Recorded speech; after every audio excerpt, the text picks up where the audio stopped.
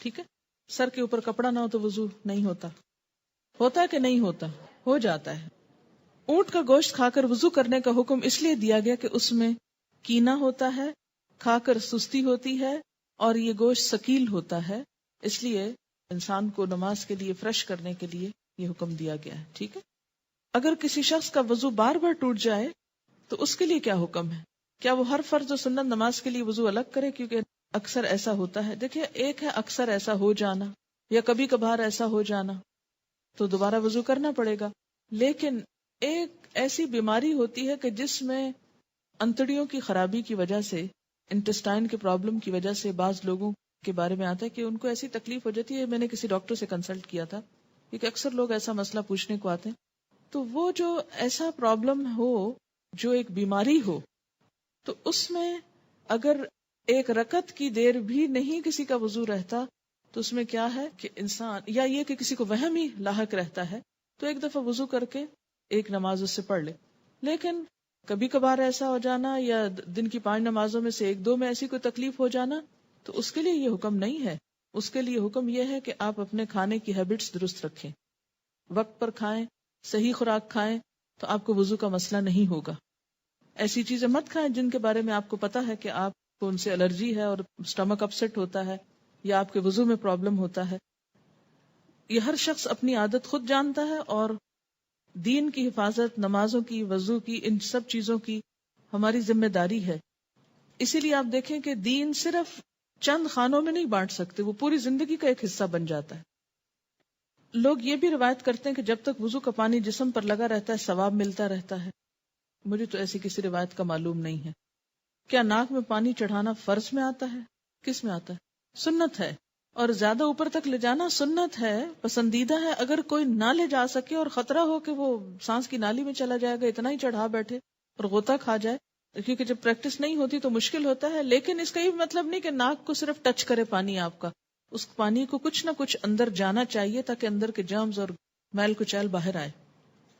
اگر قرآن پڑھتے پڑھتے وضو باقی نہ رہے تو کیا قرآن پڑھ سکتے ہیں یا دوبارہ وضو کرنا ہوگا؟ ابھی جو ہم نے مسئلہ پڑھا ہے اس میں کیا آتا ہے کہ آپ پڑھ سکتے ہیں قرآن پاک، حرج نہیں ہے.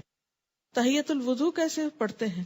اس میں یہ کہ وضو کرنے کے فوراً بعد پڑھتے ہیں. یہ نہیں کہ 1 گھنٹہ پہلے آپ نے وضو کیا اور اب آپ تحیۃ الوضو پڑھنے لگے ہیں. یہ وضو کرتے ہی جو 2 نفل پڑھے جاتے ہیں وہ تحیۃ الوضو کہلاتے ہیں، اور ان کا بہت اجر اور ثواب ہے. اگر ساری نمازوں میں نہ پڑھ سکیں تو فجر کی نماز میں پڑھ لیں، آپ تہجد میں پڑھ لیں، 1 دفعہ دن میں کوشش کریں کہ پڑھ لیں. آپ کو معلوم ہے کیوں؟ کتنا اجر ہے اس کا؟ حضرت بلال والی حدیث یاد کر لیں کہ آپ صلی اللہ علیہ وسلم نے فرمایا کہ میں نے تمہاری قدموں کی چاپ جنت میں اپنے آگے آگے سنی، تو تم کون سا ایسا عمل کرتے ہو؟ تو انہوں نے کہا کہ آپ کو معلوم ہو ہی گیا تو میں بتا دیتا ہوں کہ جب میں وضو کرتا ہوں تو میں 2 نفل نماز پڑھ لیتا ہوں. تو اب ہم جب تو نہیں پڑھ سکتے تو کبھی تو دن میں کوشش کریں 1 دفعہ ہو جائے، اگر ہر دفعہ ممکن نہیں، لیکن وہ بھی اسی وقت ہو سکتا نا جب آپ کے پاس وقت ہو. دن میں تو لوگ آپ کو وقت نہیں دیں گے، لیکن فجر سے پہلے اگر آپ وقت پہ اٹھیں تو پڑھ سکتے ہیں، یا پھر تہجد کے وقت میں. کیا پیاز کھانے سے یا لہسن کھانے سے وضو ٹوٹ جاتا ہے؟ بتائیے. نہیں، کچھ بھی کھانے سے وضو نہیں ٹوٹتا، یہ بھی یاد رکھیے، سوائے اس کے کہ گوشت اونٹ کا گوشت ہو، اور وہ آپ کھاتے ہی نہیں ہیں. کیا عورت کے زیر ناف بال صاف کرنے کے لیے ریزر یا کینچی کا استعمال کرنا منع ہے؟ اگر کسی عورت کو کریم سے الرجی ہوتی ہو تو وہ کیا کرے؟ ایسا کچھ بھی منع نہیں ہے. یہ بالکل من گھڑت بات ہے کہ جنازہ بھاری ہو جاتا ہے لوہا لگانے سے. ریزر استعمال کریں، کوئی بھی ایسی چیز استعمال کریں. بلکہ میں سمجھتی ہوں کہ کریمز کی نسبت زیادہ بہتر ہے، کہ کریمز میں بعض اوقات ایسے کیمیکلز ہو سکتے ہیں کہ جو آپ کی سکن کے لیے بہتر نہ ہو. آپ کو پتہ ہے حدیث میں کیا الفاظ آتے ہیں؟ میں نے آپ کو پہلے بھی سنائے تھے، حلق الآن و نطف الابط. ابھی بھی یہ لفظ گزرے ہیں نطف الابط. حلق الآن، حلق کہتے ہیں اس طرح استعمال کرنا، یہ ریزر استعمال کرنے کو، یعنی زیر ناف بال ریزر سے صاف کیے جائیں اور انڈر آرمز بال جو ہیں ان کو اکھیڑا جائے. بہت سے لوگ شروع میں ہی جب بال نرم ہوتے ہیں بچیوں کو تو بتا دیتے ہیں، پھر وہ نکلتے بھی بہت کم ہے، یعنی ویکسنگ جس کو آپ کہتے ہیں، ویکس استعمال کی جائے انڈر آرمز کے لیے. لیکن اگر تکلیف ہوتی ہو تو مجھے یہ سمجھ میں نہیں آتی کہ باقی سب جگہوں کی تکلیف نہیں ہوتی، لیکن جہاں سنت کا معاملہ وہاں تکلیف ہوتی ہے.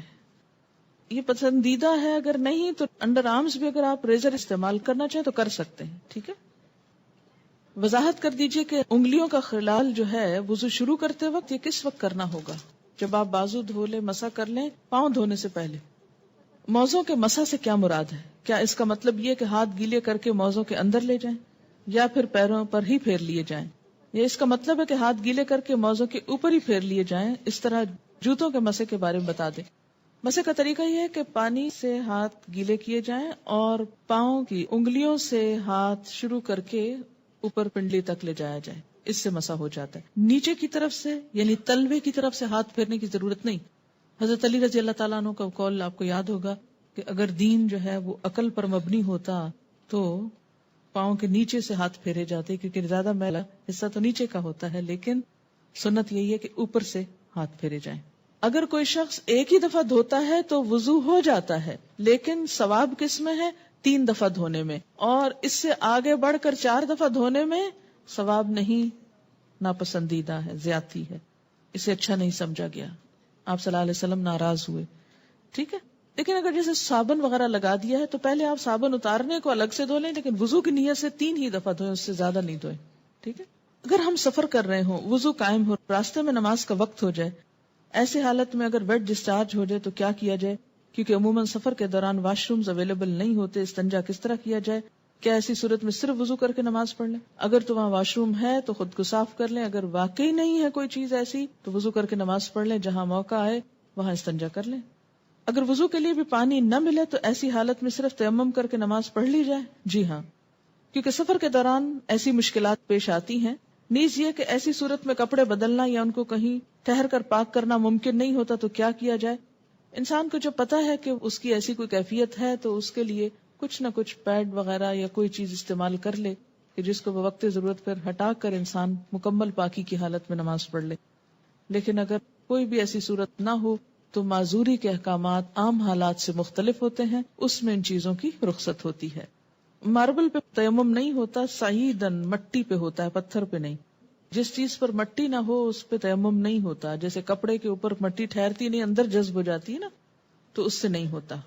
تیمم مٹی سے ہوتا ہے، پاؤڈر سے بھی نہیں ہوتا.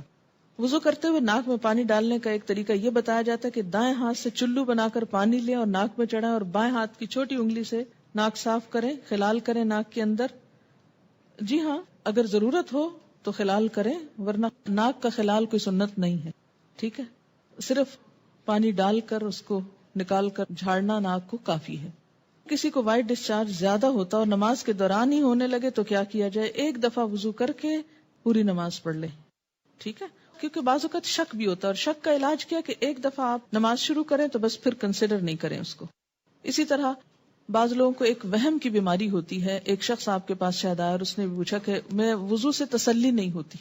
آپ کو معلوم ہے وضو کے اوپر ایک شیطان مقرر ہے جس کا نام ہے ولہان، جس کا کام ہی صرف یہ ہے کہ وہ وضو میں خلل ڈالے، کہ شک ڈالے. وضو نہیں ہوا، کچھ خشک رہ گیا، شاید ٹوٹ گیا تمہارا وضو، شاید تمہارے جسم سے پھر کچھ نکل آیا. ایسے میں انسان بالکل اس کی کچھ نہ سنے، ایک دفعہ وضو کر کے بس نماز پڑھ لے. اپنے ساتھ سختی برتے، بالکل دوبارہ وضو کرنے کی ضرورت نہیں، الا یہ کہ کوئی واضح علامت ہو کہ جس سے پتا چلے کہ وضو باقی نہیں رہا، جس کا ذکر کتاب میں آ چکا ہے. میں نے کسی کتاب میں پڑھا تھا کہ 2 میل تک پانی نہ ہو تو تیمم کر سکتے ہیں. اگر گھر میں پانی نہ اور فجر کی نماز پڑھنی اور غسل جنابت کرنا ہو تو کیا کریں؟ اگر ہمسایوں سے صبح صبح پانی مانگے اور ہو سکتا ہے کہ وہ دینا پسند نہ کریں اور انہیں خود ضرورت ہو، ایسے میں کیا تیمم کر سکتے ہیں؟ جی ہاں، کر سکتے ہیں ایسے میں تیمم. اس لیے کہ بسا اوقات جب پانی نہیں ہوتا تو اکثر گھروں میں نہیں ہوتا، بجلی نہیں ہوتی ہے، اور بلا وجہ دوسروں کو تکلیف دینا. کسی حدیث سے یہ نہیں پتا چلتا کہ 2 میل یا 3 میل کی بات، وہ تو ایک احتیاطاً یہ بات کہی گئی کہ مثلا اگر کنواں ہے، گھر سے چند قدم کے فاصلے پر، انسان سستی کے مارے وہاں سے پانی نہ لینے جائے. ایک حدیث میں آتا ہے کہ اللہ تعالیٰ کی دی ہوئی رخصتوں کو استعمال کرنا بھی اللہ تعالیٰ کے لیے اتنا ہی پسندیدہ ہے جتنا اس کی لگائی ہوئی پابندیوں کو اختیار کرنا. اگر سر میں مہندی لگائی جائے تو کیا اس پر سر کا مسح ہو سکتا ہے وضو کرنے کی صورت میں؟ جی، گیلے ہی بال ہوتے ہیں نا، اگر بالکل مہندی اس طرح تو شاید نہیں لگتی کہ اس میں سے بال کچھ بھی نظر نہ آئے، ہو سکتا ہے. لیکن اگر اس کے اوپر آپ نے کچھ اور پہن لیا ہے تو وہ نہ پہنے، جیسے پلاسٹک وغیرہ کا کچھ بیگ، یہ شاور کیپ. مسواک کرتے ہوئے اگر ساتھ ساتھ دعا کریں دل میں اور ذکر کریں اور اس کو سنت کی نیت سے نہیں ایسے ہی، تو کیا یہ درست ہے؟ تو کیا ساری دعائیں منہ میں مسواک ڈال کے یاد آتی ہیں؟ یعنی مسواک